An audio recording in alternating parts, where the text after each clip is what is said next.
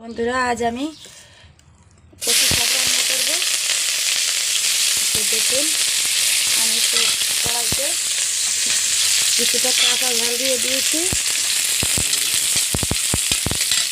আর কিছুটা রসুন দিয়েছি। রসুনটা কচু শাকটা রান্না করলে ভালো লাগে, তো আমি রসুনটা একটু ভেজে নেব। দেখুন,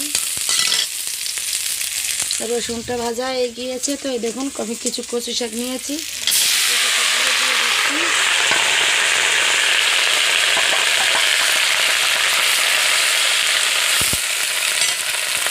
আমি এখানে কিছুটা লবণ অ্যাড করে দিচ্ছি আর কিছুটা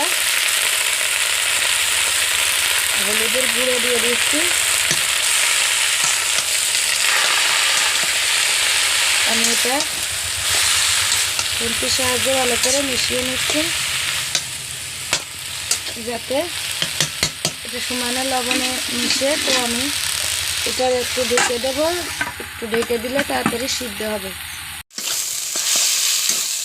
দেখুন বন্ধুরা, শাকটা কতটা কমে গিয়েছে।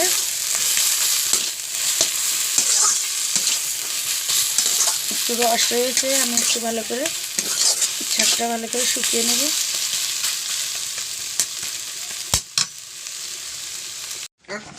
তো বন্ধুরা দেখুন, আমার কচু শাকটা রান্নার রেসিপিটা হয়ে গিয়েছে। তো কেমন হয়েছে আমার কচু শাকটা রান্নার রেসিপি, তো অবশ্যই কমেন্ট করে জানাবেন। সবাই ভালো থাকেন, সুস্থ থাকেন, বাই।